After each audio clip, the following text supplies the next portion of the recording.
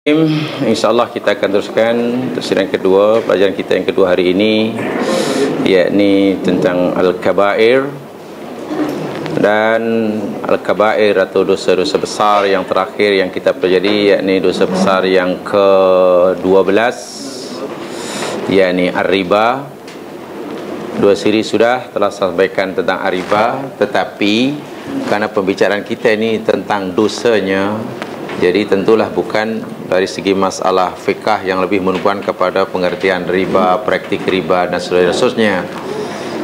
Dan itu tentu makan masa yang lama, itu kaitan dengan pelajaran hukum hakam. Jadi mohon dimaklumi karena pelajaran kita tentang dosa besar tentang riba, jadi bukan penjelasan kepada apa itu riba, praktik riba, itu bab tafsir ahkam. Hanya satu perkara yang saya sampaikan, yang saya ingin ulangi sekali, tentang hukum riba, yakni haramnya riba, hukum yang telah disepakati sama ada oleh ulama dahulu atau ulama kini berdasarkan Al-Quran, berdasarkan hadis Nabi, dan juga berdasarkan ijma'. Tidak ada seorang Islam, ulama Islam maksud saya, yang menghalalkan riba ini. Tidak ada yang menghalalkan riba. Semua mengharamkannya karena hukumnya qat'i. Ini tidak ada perbezaan pendapat. Hanya sahaja mereka ini berbeza pendapat tentang adakah suatu praktik jual beli seperti ini, pinjam-pinjam seperti ini dikira riba yang dimaksudkan Quran ataupun bukan. Tentang takrif pembatasan inilah mereka berbeza pendapat. Bagi yang berkatakan, oh praktik jual beli hutang-hutang seperti ini riba, ya bagi yang menganggap itu riba, hukumnya haram. Bagi yang menganggap itu bukan riba, maka hukumnya tidak haram.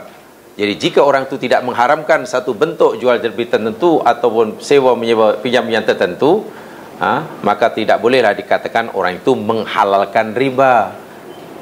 Dia kata halal kerana dia melihat praktik jual beli atau hutang-hutang yang seperti itu tidak termasuk riba. Ini masalahnya yang hingga sampai hari ini tidak selesai. Walaupun saya katakan tadi, semua ulama sepakat sekata, tak ada yang tidak setuju bahawa hukum riba adalah haram dan dimurkai oleh Allah Subhanahu wa taala. Kerana saudara sekali, pembicaraan pelajaran kita ni berkaitan dengan dosa besar, bukan berkaitan fiqhul ayatul ahkam. Jadi kita tumpukan kepada aspek dosa besarnya dan akibat-akibat serta hukuman siksa bagi pelakunya. Sebetulnya jemaah sekalian, berkaitan dengan balasan yang Allah Subhanahu wa taala akan berikan kepada pengamal riba,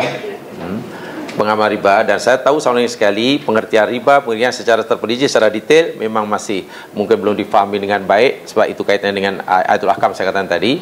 Balasan orang yang mengingkari riba ini sebenarnya boleh kita rujuk, telah disenaraikan oleh Allah Subhanahu wa taala di dalam Al-Quran, yakni surah Al-Baqarah ayat 275. Di dalam buku itu pun ada, ya, Al-Baqarah ayat 275. Dalam buku itu sudah ada, lihat bukunya sahaja. Jadi kita akan pelajari ayat yang menyenaraikan balasan orang yang melakukan pengamal riba.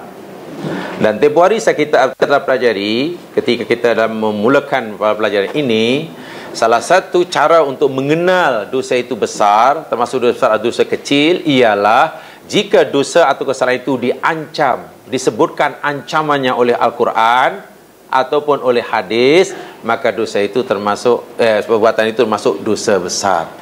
Ancaman dia, hukuman dia, azabnya dah disebutkan. Contoh mencuri, hukumannya disebutkan potong tangan. Contoh berzina, hukumannya disebutkan panjang disebat. Jadi mana-mana dosa yang hukuman dia, balasan dia disebutkan, ima yang menyebutkan itu Al-Quran ataupun hadis Nabi, itu termasuk dosa besar. Dan ar-riba, hukumannya, balasannya, azabnya pun dah disebutkan oleh Allah Subhanahu wa taala. Untuk memudahkan kita mengingat dan memahami, Balasan-balasan yang Allah ancamkan kepada pengamal riba, yang ayat jadi baduan ialah suratul Baqarah ayat 275. Tengok dalam buku itu sudah ada. Mari kita baca dahulu ayatnya. A'udzu billahi minasyaitonir rajim. Alladzina ya'kuluna ar-riba la yaqumuna illa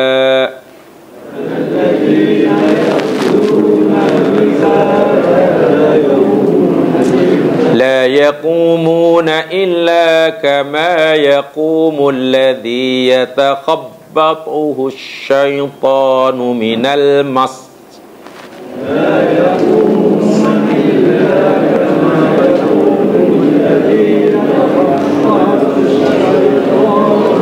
ذلك بأنهم قالوا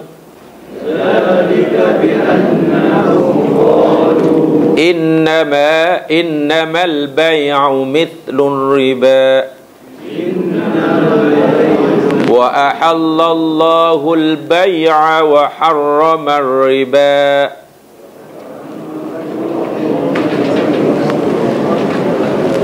Oh, tak ada? Alay, sampai itu je. Alah. Kalau itu tengok Qurannya ni. Faman ja'ahu maw'idhatum min rabbih fantaha. Apa? Falahu ma salaf wa amruhu ila Allah wa man 'ada fa ulaika ashabun nar hum fiha khalidun. Yang kita bicarakan hari ini kali ialah balasan Allah yang Allah sediakan bagi pengamal riba, pemakan riba. Ayat ini menyenaraikannya. Menurut Imam Asy-Syarqasi, Asy-Syaikh Al-Imam Asy-Syarqasi, beliau menyampaikan bahawa ada 5 balasan hukuman yang disenaraikan oleh Allah, disebutkan oleh Allah Subhanahu wa taala bagi mereka pemakan riba, pengamal riba. Sebagaimana dinyatakan oleh Allah bermulai pada surah Al-Baqarah, bermulai pada ayat 275 ini. Apakah balasan itu? Yang pertama, balasan itu yakni berupa seperti mana orang yang dirasuk syaitan. Apa dirasuk setan maksudnya? Rasuk setan ya. Kena rasuk setan lah. Macam orang kena rasuk setan. Kalau orang seberang panggil kesurupan. Kesurupan. Kena rasuk setan. Dalam ayat tadi, tengok, firman Allah Subhanahu bermula lagi, orang-orang yang mengambil makan riba tidak mampu berdiri, melainkan seperti mana berdirinya orang yang dirasuk oleh syaitan. Minal mas, kerana tekanan pengaruh penyakit gila. Orang yang makan riba tidak mampu berdiri, melainkan sebagaimana berdirinya orang yang dirasuk syaitan. Tak mampu diri, asyik rebah. Syed Qutb rahimahullah di dalam kitab tafsirnya Fi Dhilalil Quran, beliau menyatakan tidak ada ancaman mental dari segi mental, tidak ada ancaman mental yang betul-betul sampailah berkesan ke dalam hati sanubari manusia sehebat ancaman yang Allah sampaikan dalam bentuk gambaran fizikal yang hidup dan bergerak, yakni gambaran orang yang rebah kerana dirasuk oleh syaitan. Orang yang fizikalnya kuat, sehat, yang sepatutnya boleh berdiri tegak, sebenarnya boleh berjalan lurus, sebenarnya boleh memegang gelas, tapi tiba boleh rebah, bangun lagi jalan. Oh, maknanya orang yang paling teruk lah, itu mentalnya kena serang. Macam orang mabuk kan. Kalau mabuk tu loh, ini dia kesuk dek sini. Tumbang, jatuh lagi, tumbang, bangun, tumbang, bangun. Wah, sehat. Kalau orang berjalan, kemudian terjatuh jamaah sekalian, sebab mungkin kena stroke kaki dia. Atau mungkin tak stroke, tapi lutut dia dah tak tahan, jatuh. Itu biasalah. Tapi bila semuanya dari segi fizikal sihat walafiat, tapi jalan berhoyong hayang, jatuh, bangun lah berjalan, tak lurus, pegang pun jatuh, cakap pun tak betul. Itu maknanya merupakan bahawa mentalnya sedang mengalami masalah yang paling dahsyat. Allah subhanahu wa ta'ala melihat dan memberitahu seterusnya kepada kita, pengamal riba, pemakan riba, sebenarnya mentalnya sudah hancur.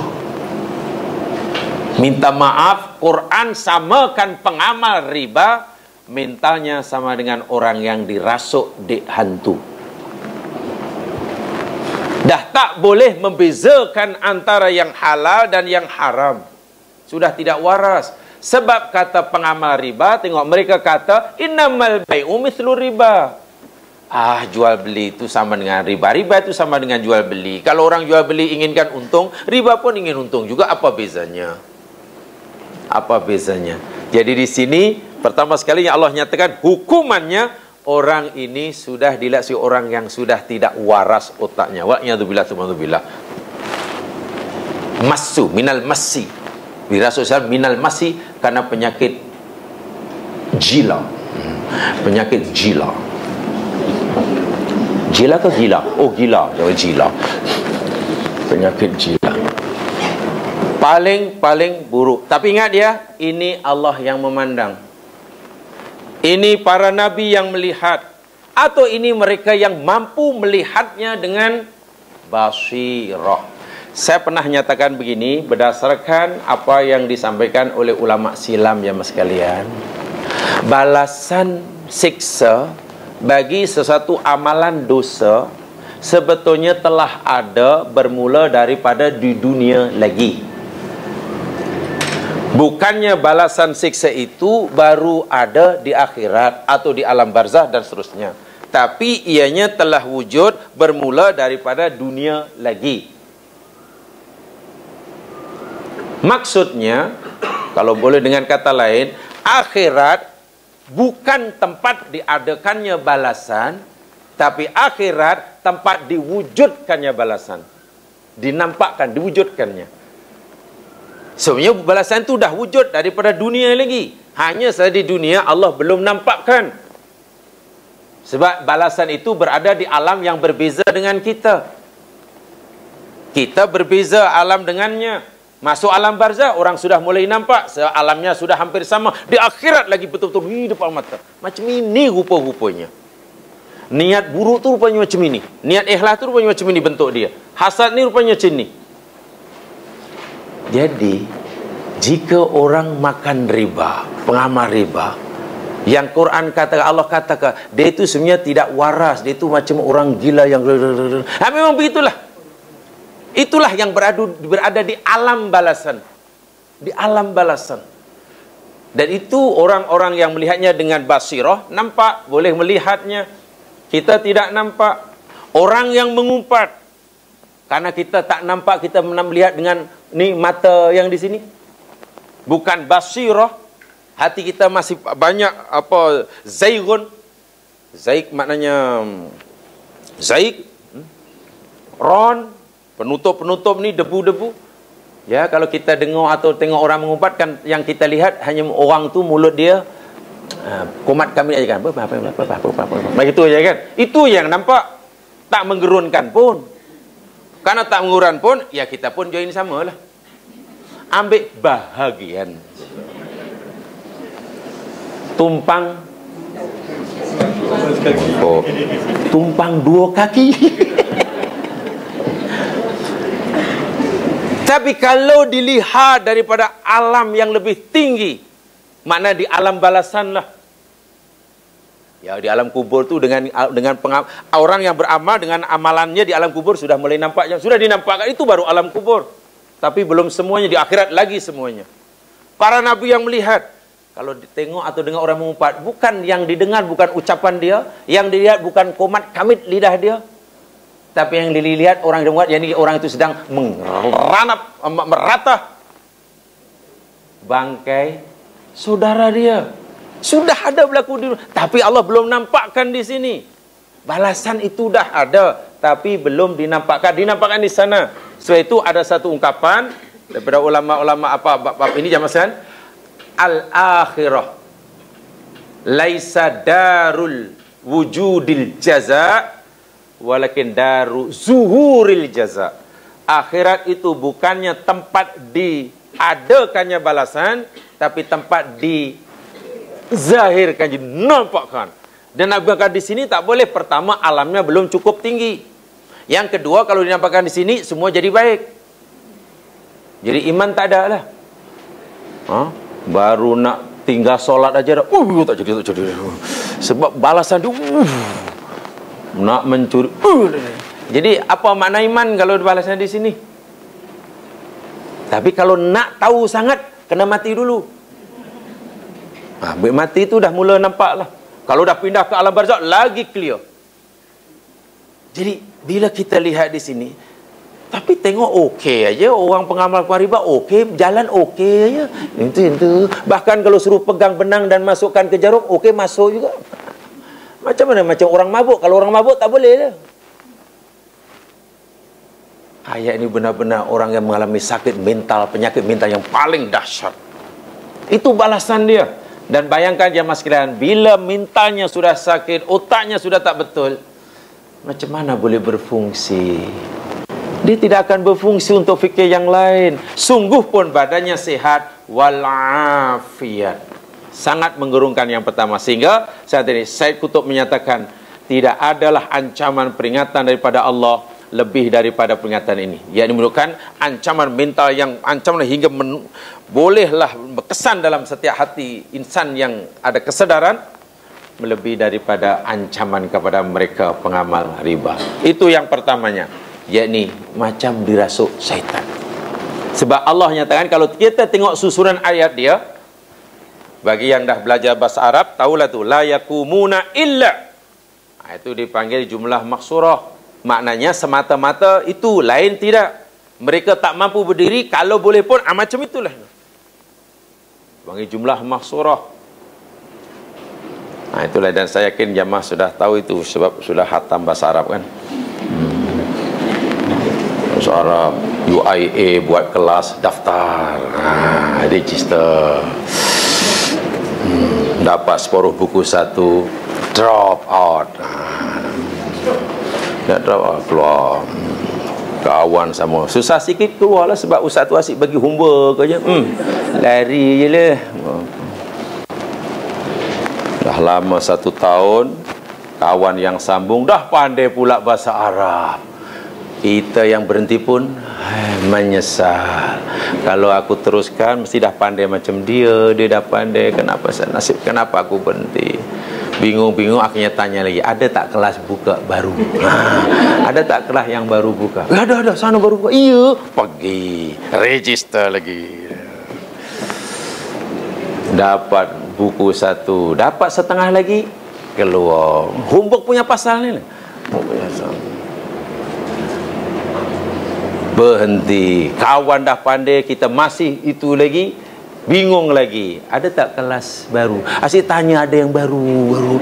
Jadi nama dia merata-rata, nama dia. Alasannya apa? Awak ni nak cari ilmu? Tak, bukan cari ilmu. Memperbanyak saksi, kata. Sekurangnya di akhirat nanti banyak saksi dia. Mana ada hadis menyatakan register untuk jadi saksi pula. Saksi di akhirat semuanya berpihak kepada Allah. Baca Al-Quran. Semua saksi di akhirat yang didatangkan pada mahsyar, semuanya berpihak pada Allah. Tidak ada satu pun saksi yang berpihak kepada yang dituduh. Syahidun ala syahidun ala itu mana semua saksi. Kalau macam di dunia lah, saksi yang dibawa ke mahkamah, saksi bagi pihak pendakwaan. Tak seorang pun saksi yang didatangkan oleh pihak pembelaan. Jadi semua keterangan berpihak kepada yang mendakwah. Semua pihak pada Allah. Tak ada yang berpihak pada kita. Sebab saksi hanya didatangkan bagi manusia, bagi orang yang coba menafikan perbuatan jahatnya. Bagi orang yang buat baik, tak perlulah minta balasan. Allah akan bagi sendiri. Tak payah, ya Allah ini betul tu, I yang buat ni, banyak ni, tak perlu. Allah akan bagi sendiri. Rasuk setan. Yang pertama. Yang kedua, di dalam ayat tadi, dalam ayat yang lain, sebab senat 5 dia balas ini daripada ayat 275 hingga 279 jemaah sekalian ya. Yang kedua, dihapuskan keberkatan riba. Maknanya riba tidak membawa apa-apa keberkatan. Sedangkan dalam hidup ini, rezeki yang Allah berikan, ima rezeki ilmu, masa, tenaga, wang ringgit, anak, pasangan hidup, cucu, kendaraan yang berbarokah. Dan riba pula dipadamkan daripadanya barokah. Barokah maknanya berkat dalam bahasa Melayu. Bahasa Arabnya barokatun. Berkat. Berkat maksudnya apa yang Melayu berkat? Tu di rumah adik atuk saya di Batu Pahat tu, kalau berkat tu nasi berkat bawa balik kenduri. Kenduri, tempat kenduri tu tak habis makan, dibungkus, bawa balik ke rumah yang rumah tunggu. Itu dipanggil berkat. Al-barakah tu maksudnya ziyadatul khair wa numuwuhu. Bertambahnya kebaikan dan pertumbuhannya. Bertambahnya kebaikan. Contoh, kalau seseorang asalnya sakit, setelah berubat-ubat, Allah bagilah dia sehat. Dengan kesihatan yang Allah bagi pada orang tu semakin banyak kebaikan yang dilakukannya. Orangnya bertambah baik, ucapannya tambah baik, perangannya tambah baik, maka umur atau sehat yang kesehatan begitu namanya kesehatan yang berbarokah. Allah bagi rezeki sekian-sekian, dengan rezeki itu bertambah baik, bertambah amalnya, bertambah rajin ibadahnya, bertambah lebih berguna kepada masyarakatnya. Rezeki itu berbarokah. Barokah itu bertambah kebaikan dia. Tapi kita ni sering salah faham, salah ni ya, penilaian. Kadang orang ada rumah dia masih masuk pencuri, kawan entah rezeki awak ni tak berkah, tak asyik kena curi je. Ada kena curi tak berkah. Berkah tidak itu, benda itu membuat orang jadi baik atau sebaliknya. Tapi kalau dengan rezeki yang Allah berikan itu, semakin kurang kebaikannya, tidak menambahkan ia jadi baik, semakin jahat ia, semakin tak baik dia, semakin jauh dia daripada Allah, yang mana keberkatan tak ada lah. Wal'iyadzubillah, keberkatan riba padam. Lihat firman Allah Al-Baqarah 276 yang selepasnya itu. Nah, ini senarik dilihat ayat Al-Qurannya ya. Sebab 275 hingga 279. 276 Allah berfirman, yamhaqullahu riba. Betul kan? Yamhaqullahu riba. Yamhaqu, menghapuskan, memusnahkan, membinasakan Allahu oleh Allah ar-riba. Keriba itu dimana keberkatan riba hapus. So tidak ada nilai dia sama sekali. Sedangkan hidup ni jamaah sekalian yang berbarokah, yang berbarokah, itu yang paling kita takuti ya. Paling kita takuti Allah yang kata ya. Dan lenyapnya barokah ini masih tak nampak lah, sebab ini balasan balasan yang ada di alam lain daripada kita. Yang ketiga, balasan yang Allah senaraikan bagi pengamal riba, pemakan riba, ialah kufur kepada Allah Subhanahu wa taala. Orang yang melakukan riba, mengamalkan riba, Allah tidak lagi nilai sebagai hambanya yang mukmin, tapi sebagai hambanya yang kafir. Walaupun dari segi ini dari segi syarat jamaah sekalian, daripada segi hakikat ya. Dari segi hakikatnya, pengamal riba Allah senaraikan sebagai orang kafir. Walaupun dari segi zahir, dari segi syaratnya, kita masih wajib perlakukan dia sebagai orang mukmin. Contoh orang munafik. Orang munafik dalam pandangan Allah jemaah sekalian, ya dia kafir lah, bahkan lebih kafir daripada kafir. Orang munafik kemudian mati dan sebelum ia bersebab bertaubat, di akhirat di dalam neraka paling bawah. Tetapi masa hayatnya si munafik wajib kita perlakukan sebagai orang mukmin. Ya, kalau bagi salam kita jawab, kalau jemput kita datang, kalau bertanya kita. Dan begitulah sebagai orang muslim, sembelihan dia halal, berbesan dengannya boleh, berkahwin dengannya boleh, walaupun munafik. Dari segi hukum syarak, segi zawahir, ia orang muslim.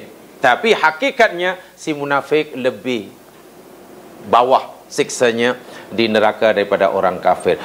Pengamal riba demikian juga. Dari segi zahir selama hidupnya, ya dia diperlakukan sebagai orang mukmin. Sah sembelihan dia, sah perwalian dia, sah hak waris mewaris dia, dan seterusnya dan seterusnya. Boleh pergi ke tanah Makkah, masuk tanah haram boleh. Tetapi kalau ia teruskan riba, sebagaimana yang Allah larang dan Allah kehendaki, Allah melihatnya orang kafir. Ayatnya masih dalam ayat yang sama tadi, 276, yamhullahu riba wa yurbis shadaqat wallahu la yuhibbu kulla kaffarin athim. Allah menghapuskan keberkatan riba dan Allah menambahkan keberkatan sedekah. Dan Allah itu tidak suka, dalam bahasa yang halus, tidak suka, dan Allah itu amat benci akan tiap-tiap orang yang banyak kufurnya dan banyak dosanya. Kafar itu banyak kufurnya. Kufar orang-orang kafir. Hanya perlu tukar ka dan ku ya. Kalau kufar orang-orang kafir, bentuk plural lah. Kalau kafar orang yang banyak kufurnya. Perbuatan kufurnya bukan sedikit tapi banyak. Awang dipanggil kafar. Kalau banyak orang kafir yang ramai, kufar. Tulisan sama, baris saja beza sikit saja. So, dalam bahasa Arab sebenarnya nak bezakan kalimat hanya perlu tukar baris saja. Sedang sekarang sudah ada baris tak pening-pening. Pada zaman Nabi mana ada berbaris? Tak ada tulisan Quran berbaris. Dan kitab-kitab Arab hingga hari ini pun mana yang berbaris? Ya, alhamdulillah sangat besar jasa orang yang bagi baris lah. Kalau tak bagi baris kita pun wow, macam mana nak baca ayat ini?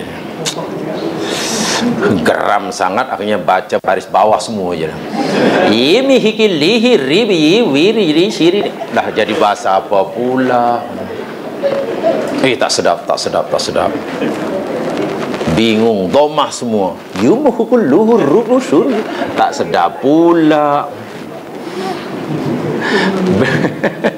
Benda ini boleh dipelajari dan sangat teramat sangatlah mudahnya sebenarnya mempelajari baris itu. Sebab itu bagi orang yang dah ada ilmunya baris, tak ada baris lama baca tetap tepat. A B C D katakanlah. Sama-sama tahu apa barisnya. Suruh baca tulisannya tak baris, terus sama senang. InsyaAllah tidak ada yang silap nanti. Sama, walaupun yang pada yang A, I, U, E sama. Mungkin kita pun, macam mana kita boleh bunyi? Ya, ada kaidah. Mudah, bahasa Arab sangat mudah. Quran lagi sangat mudah. Jangan kata Quran susah, itu tidak ikut Quran. Sebab kata Quran, walaqad yassarnal Qur'ana lidzikri fahal min muddakir. Demi sesungguhnya Al-Quran itu kami telah mudahkan, kata Allah. Demi sesungguhnya kami telah memudahkan Al-Quran. Allah sendiri yang menjadikan Quran mudah. Jadi jangan kita kata susah, sebab Allah kata kami dah mudahkan. Itu Quran. Kufur, athim, banyak dosa. Kafar, banyak kufurnya. Karena tentulah pengamal riba bukan sekali, pasti akan berterusan. Sebab itu kafar, banyak kufurnya. Banyak kufurnya. Wal'iyadzubillah, tumalzubillah, jamaskan. Kemudian yang seterusnya, yang keempat, pengamal riba kekal di dalam neraka. Bila ia tidak bertaubat, tidak sempat bertaubat, dia akan kekal di dalam neraka. Al-Baqarah 275, kembali kepada 275. Sebab ayatnya itu saja, 275 hingga 279. Tidak ke mana ayatnya.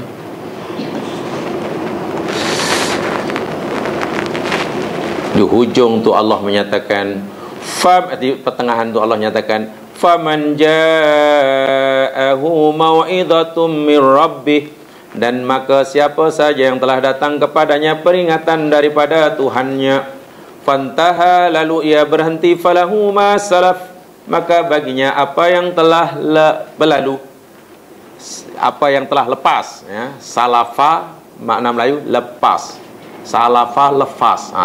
Balik aja, baca balik betul. Salafa lafasa, lepas.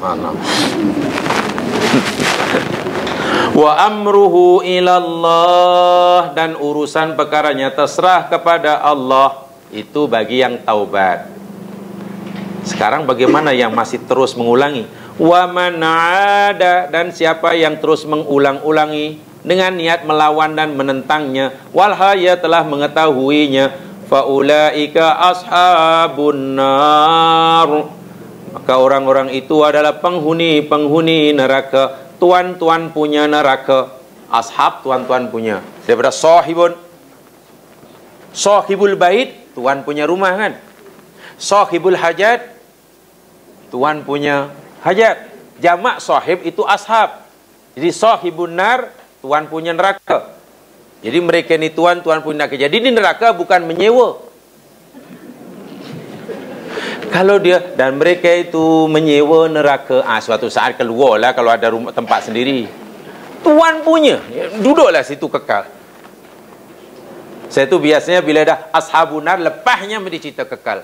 Hum fiha khalidun, mereka di dalamnya kekal selama-lamanya. Dah tuan punya, bukan menyewa, penyewa keluar. Lepas itu kalau tuan punya nak sewakan pun tak ada orang nak sewa. Duduk lagi. Nak disewakan tak ada orang nak sewa. Nak keluar tak ada tempat, dah ada rumah, ya kekal. Ashab, ingat. Dan Quran bila sebut ashabun nar itu biasanya belakangnya itu kekal selama-lamanya. Wal iyadzubillah. Itu Allah bagi ibarat siapa yang mengulangi, ada maknanya mengulangi, dengan niat menentang, melawan, maka ia kekal di dalam neraka. Sengaja mengulangi. Dan seterusnya, yang ke-5, balasan yang Allah senaraikan dalam ayat ini, surah Al-Baqarah ini, Allah mengisytiharkan perang kepadanya. Subhanallah, ia berhadapan dengan perang pada Allah. Allah berisytiharkan perang. Ya mas sekalian, di dunia ini kalau Amerika lah negara yang dipercaya sebagai superpower, negara Pak Cik Sam ni lah. Pak Cik Sam punya negara ni, Uncle Sam punya mana kan, negara superpower, bahasa Melayunya negara adik kuasa. Kata ada istihar perang, lepas itu nak melakukan sekatan ekonomi, lekatan negara yang diugut itu pada kecut dah. Apalagi negara itu kecil, lemah. Kalau yang diugut tu negara China, mungkin yang mengugut tu malah yang terus sakit perut. Tapi kalau negara kecil, penjaga pertahanan tak cukup kuat, tentera jumlahnya boleh hilang dengan jari. Pesawat pejuang, Allah, kalau ada pun rusak kan. Kapal selam, Allah, kalau ada pun mungkin tak boleh menyelam. Jadi kalau itu diugut katakanlah, kecut. Itu baru diugut sesama manusia. Memang dah minta maaf lah, tolong, jangan tolong lah. Sekarang yang mengisytiharkan perang kepada orang ini Allah, takkan tidak gerun. Seragam diugut perang oleh sesama manusia pun takut. Allah mengisytiharkan perang kepada pengamal dan pemakan riba. Lihat firman Allah Subhanahu wa taala dalam ayat 278 dan 279. Al-Baqarah 278 279.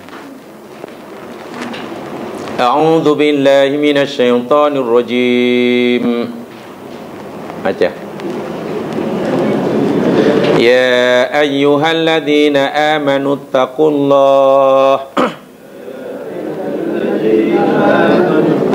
wa dharu ma baqiya minar riba in kuntum mu'minin.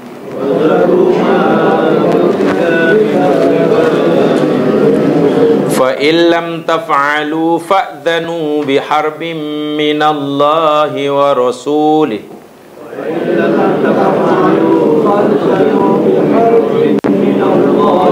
Wa in tubtum falakum ru'usu amwalikum wa la tazlimuna wa la tuzlamun. Ya ayyuhalladzina amanu, wa orang yang beriman, ittaqullaha, takwalah kamu kepada Allah, wadharu, dan tinggalkan oleh kamu ma baqiya, apa yang terbaki, apa yang kamu belum sempat pungut, minar riba, daripada riba, in kuntum mu'minin, jika adalah kamu orang-orang yang benar-benar beriman. Fa illam taf'alu, maka jika kamu tidak melakukannya, fa'dhanu, maka ketahui oleh kamu. Kalau kamu enggan meninggalkan riba, ketahui oleh kamu, kata Allah, biharbim minallah, dengan adanya pengisytiharan perang daripada Allah wa rasuli, dan rasulnya. Wa in tubtum, dan jika kamu bertaubat, mana meninggalkan riba dan tidak memungutnya apa yang belum sempat dipungut ketika ayat itu turun, bermula ayat ini turun, falakum ru'usu amwalikum, maka bagi kamu masih berhak untuk memiliki modal harta kamu. Ra'sul mal maknanya modal, capital. La tazlimuna, tidaklah kamu akan menganiaya orang lain, wala tuzlamun, dan kamu tidak dianiaya.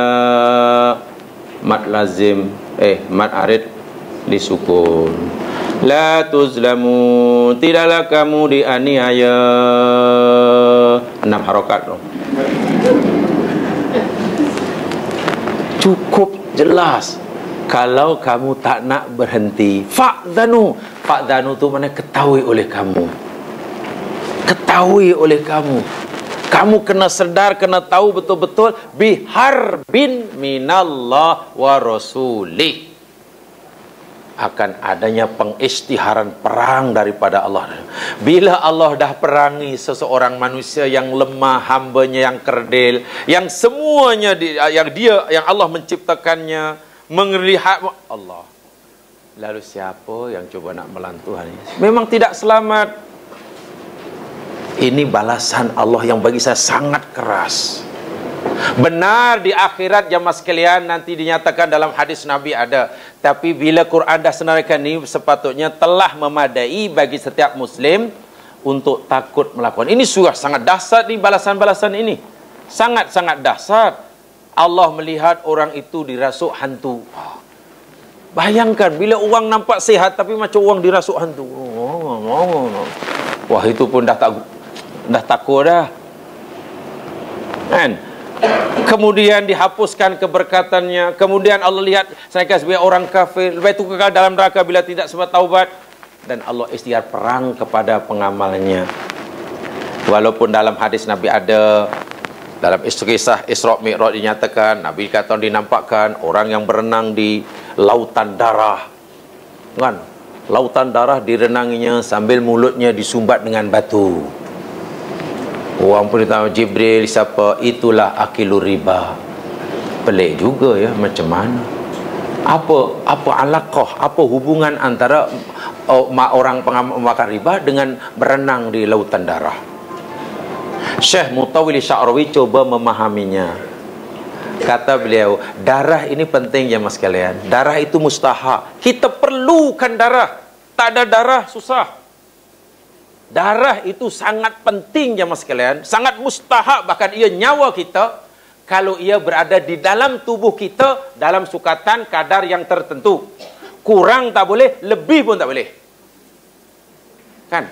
Darah penting, mustahak, ia nyawa kita. Syaratnya ia berada di dalam tubuh badan. Itu pun tak boleh kurang, tak boleh lebih. Tetapi bila darah sudah di luar badan, jangankan satu cawan, jangankan satu kolam, satu cawan pun dah tak ada nilai dia. Jadi orang Makaribani diumpamakan, kata Syekh Mutawwili Sya'rawi, orang perlukan rezeki, perlu makan, perlu minum, perlu itu, perlu ini, perlu. Ialah namanya rezeki Allah, perlu untuk menyara kehidupan. Itu sumber kehidupan. Kena dimasukkan beri manfaat.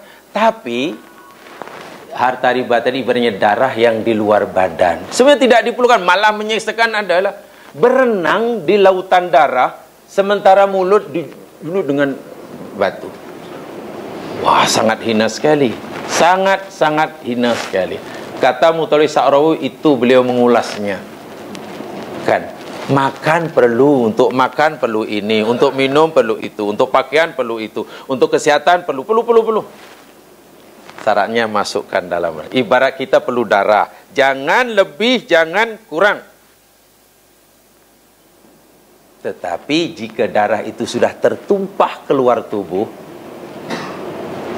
apalagi penuh kolam renang, lalu untuk apa ya? Untuk simpan. Tak buat apa tu simpan darah banyak? Yalah, air suka nak simpan lagi. Untuk apa? Nanti air nak renang. Mana boleh berenang di lautan darah? Sementara sini bubuh dengan batu. Sepatutnya masuk. Jadi hakikatnya riba itu yang tidak boleh memberikan. Ibarat makanan tidak boleh dimasukkan dalam tubuh. Ibarat darah tidak boleh dimasukkan dalam tubuh.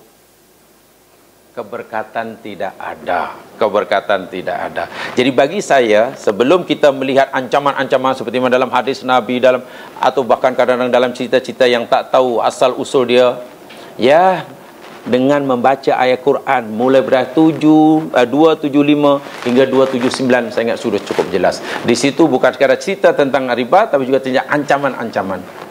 Saya fikir dalam hal ini tidak ada ancaman yang lebih kuat melebihi daripada ancaman yang diberikan oleh Allah.